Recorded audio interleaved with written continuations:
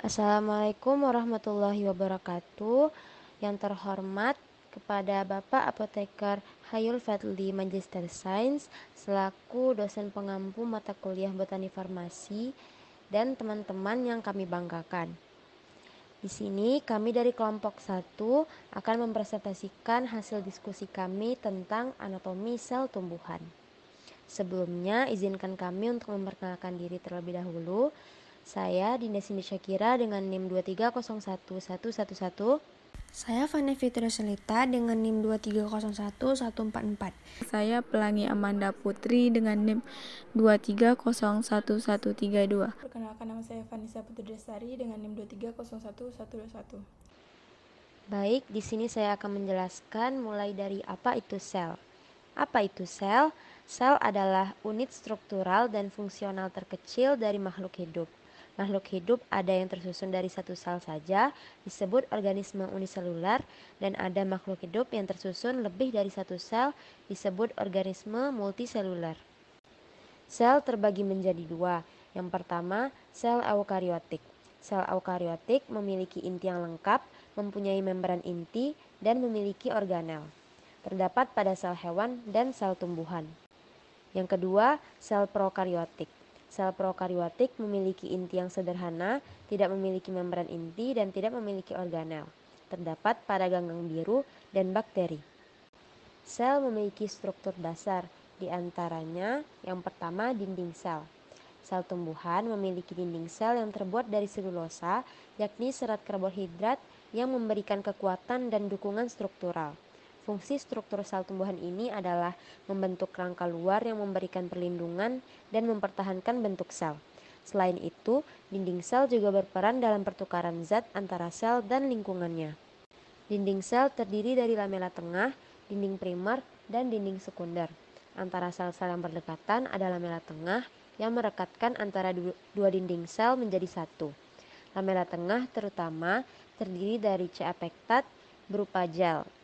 Dinding primer adalah lapisan yang terbentuk selama pembentangan, terdiri dari hemiselulosa, selulosa, pektin, lemak, dan protein. Dinding sekunder biasanya lebih tebal dari dinding primer, terutama terdiri dari selulosa dan kadang-kadang lignin, merupakan lapisan yang ditambahkan setelah proses pembentangan dinding sel selesai. Yang kedua, membran sel. Membran sel memiliki ciri seperti berbentuk fosfolipid bilayer, selektif permeabel, dan memiliki berbagai macam komponen protein. Membran sel memiliki sifat semi-permeabel yang mampu mengontrol setiap pergerakan keluar masuk berbagai komponen. Yang ketiga, sitoplasma. Sitoplasma merupakan bagian sel yang kompleks, suatu bahan cair yang mengandung banyak molekul, diantaranya berbentuk suspensi koloid dan organel-organel yang bermembran. Sitoplasma dan nukleus secara bersama-sama disebut protoplasma. Beberapa sel tumbuhan juga memiliki zat-zat murni yang tidak hidup disebut bahan ergastik seperti kalsium oksalat, benda-benda protein, gam, minyak, dan resin. Baik, saya lanjutkan. Perkenalkan, nama saya Vanessa Putri Desari dengan NIM 2301121. Organosel adalah struktur yang dapat ditemukan di dalam sel hidup. Mereka melakukan sebagai fungsi penting yang diperlukan untuk kelangsungan hidup sel. Organosel dapat dikelompokkan menjadi dua kategori utama, yaitu organel terikat, membran, dan organel bebas membran. Vakuola adalah organel sel yang terbungkus membran yang ditemukan di sel tumbuhan dan beberapa sel hewan. Vakuola adalah organel sel terbesar di sel tumbuhan dan dapat menempati hingga 90% dari volume sel. Vakuola ini memiliki berbagai fungsi termasuk menyimpan air, juga membantu menjaga turgiditas sel, yaitu tekanan internal sel yang disebabkan oleh air. Turgiditas penting untuk menjaga bentuk dan fungsi sel. Vakuola sel tumbuhan menyimpan air. Vakuola juga dapat menyimpan nutrisi seperti karbohidrat, protein, dan lemak. Nutrisi ini dapat digunakan oleh sel untuk energi dan pertumbuhan. Vakuola dapat menyimpan limbah seperti produk sampingan metabolisme. Limbah ini kemudian dikeluarkan dari sel melalui proses eksositosis. Vakuola adalah organel sel yang penting untuk berkelangsungan hidup sel tumbuhan. Fungsinya yang beragam membantu sel tumbuhan untuk tumbuh dan berkembang. Plastida adalah organel sel yang terbungkus membran yang ditemukan di sel tumbuhan dan beberapa sel alga. Plastida memiliki 3 bentuk utama. Kloroplas adalah plastida yang mengandung klorofil, pigmen yang memberi daun warna hijau. Kloroplas bertanggung jawab untuk fotosintesis. Leukoplas adalah plastida yang tidak berwarna. Leukoplas dapat menyimpan berbagai zat, termasuk pati, lemak, protein. Kloroplas adalah plastida yang mengandung pigmen selain klorofil.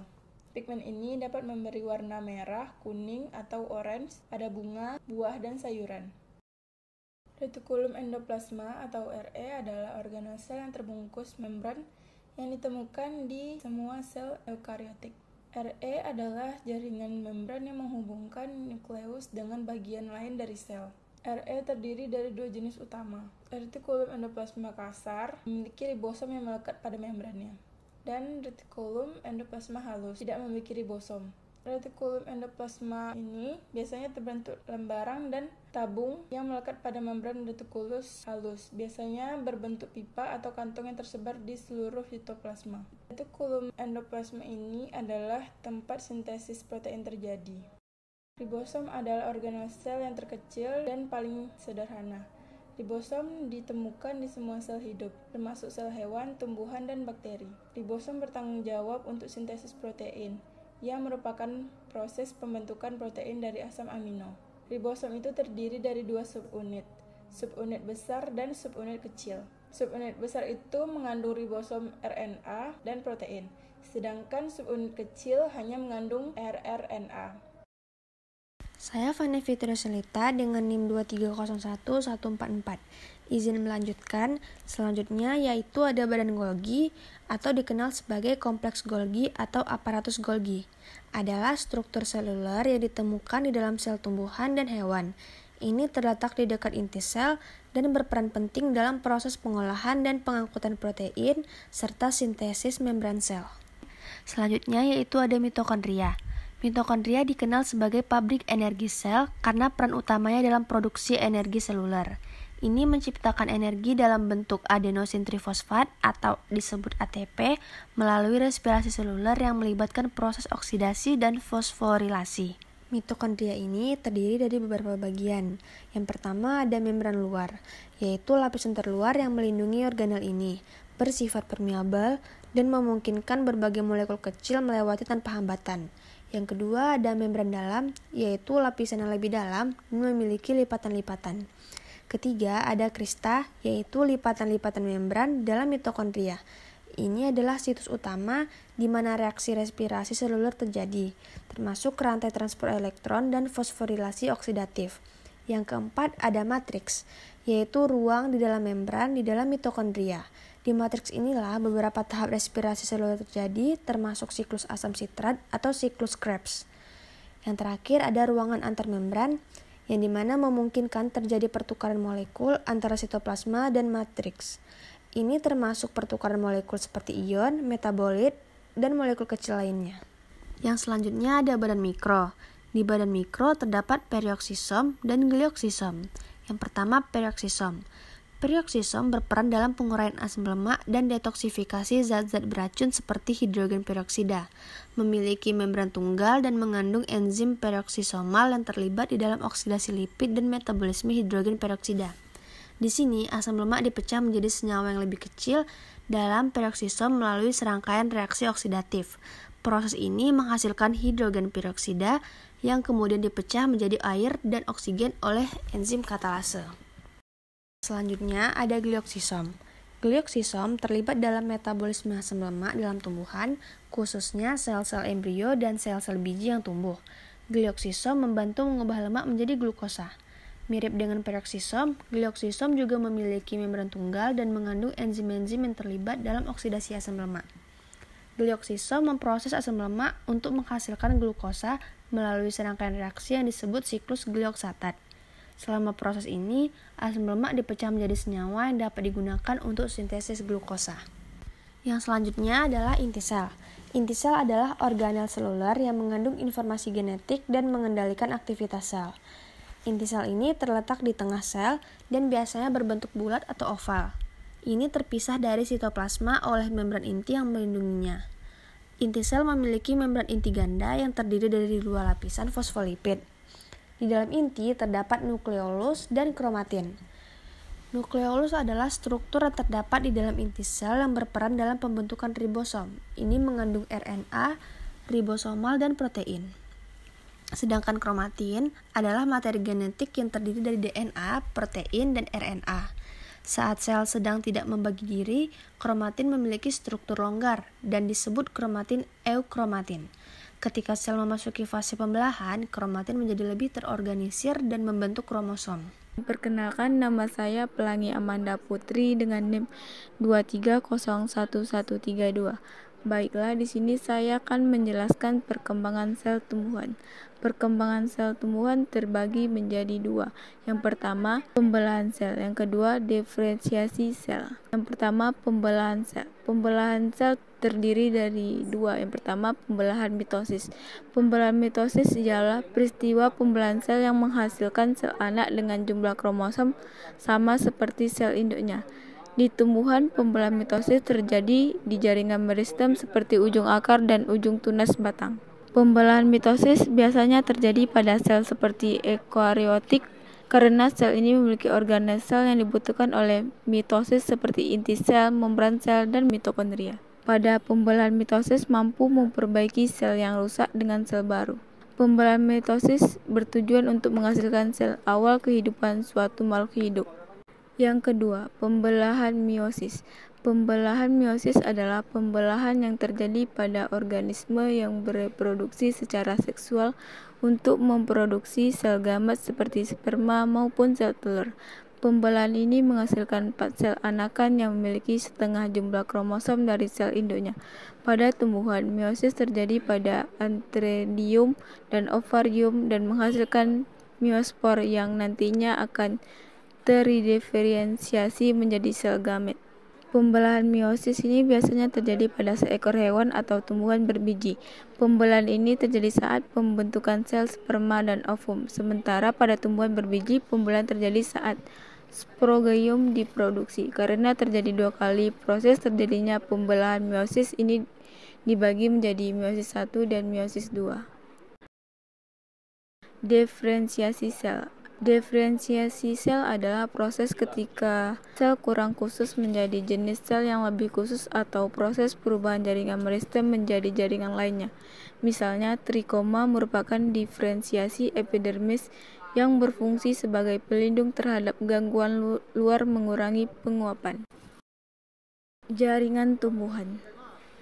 Jaringan tumbuhan itu terbagi menjadi 3. Yang pertama jaringan meristem, yang kedua jaringan epidermis, yang ketiga itu jaringan pembuluh. Baiklah, di sini saya akan menjelaskan poin yang pertama yaitu jaringan meristem. Jaringan meristem berfungsi sebagai jaringan yang membelah dan memperbesar diameter batang atau akar pada tanaman. Jaringan meristem juga dapat mendorong perkecambahan dan sebagai jaringan penyimpanan makanan. Jaringan meristem itu terbagi menjadi 3. Yang pertama itu meristem apikal adalah jaringan meristem yang terdapat pada bagian ujung akar dan pucuk tumbuhan. Pertumbuhan meristem apikal menyebabkan pertambahan panjang pada tumbuhan baik ke arah atas maupun ke arah bawah. Yang kedua, meristem lateral adalah jaringan meristem yang terdapat di dalam vaskular kambium atau gabus bagian dalam batang. Meristem lateral menyebabkan terjadinya pertumbuhan sekunder pada batang maupun akar sehingga batang dan akar akan membesar. Aktivitas meristem lateral akan membentuk jaringan sekunder. Yang ketiga, meristem intrakalar adalah jaringan meristem yang terletak di antara meristem primer dan sekunder yang berfungsi untuk mempercepat perkembangan batang. Meristem intrakalar menyebabkan ruas batang bertambah panjang serta menyebabkan terbentuknya bunga. Jaringan epidermis. Jaringan epidermis tumbuhan adalah lapisan jaringan yang berada di bagian tubuh terluar suatu pertumbuhan. Jaringan ini terdiri dari berbagai sel yang membentuk suatu lapisan dan menutupi seluruh permukaan luar tumbuhan. Jaringan epidermis ini terbagi menjadi 2. Yang pertama ada trikomata dan stomata. Stomata dan trichomata merupakan modifikasi jaringan epidermis. Stomata adalah pori-pori kecil di daun yang berfungsi penting dalam pertukaran gas tumbuhan. Trichoma adalah rambut-rambut yang tumbuh dari sel-sel epidermis dengan bentuk susunan serta fungsinya bervariasi. Poin yang ketiga, jaringan pembuluh. Jaringan pembuluh tumbuhan terdiri dari xilem dan phloem.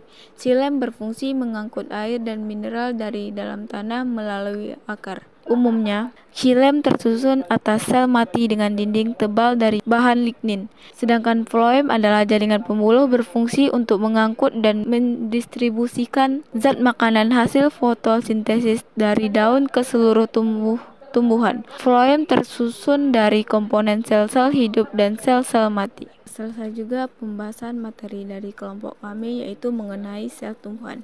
Burung dara, burung cendrawasih, bisa cari dulu di Papua. Cukup dan sekian, terima kasih. Semoga bermanfaat untuk kita semua. Sekian dari kelompok kami, apabila ada kesalahan mohon dimaafkan. Terima kasih. Assalamualaikum warahmatullahi wabarakatuh.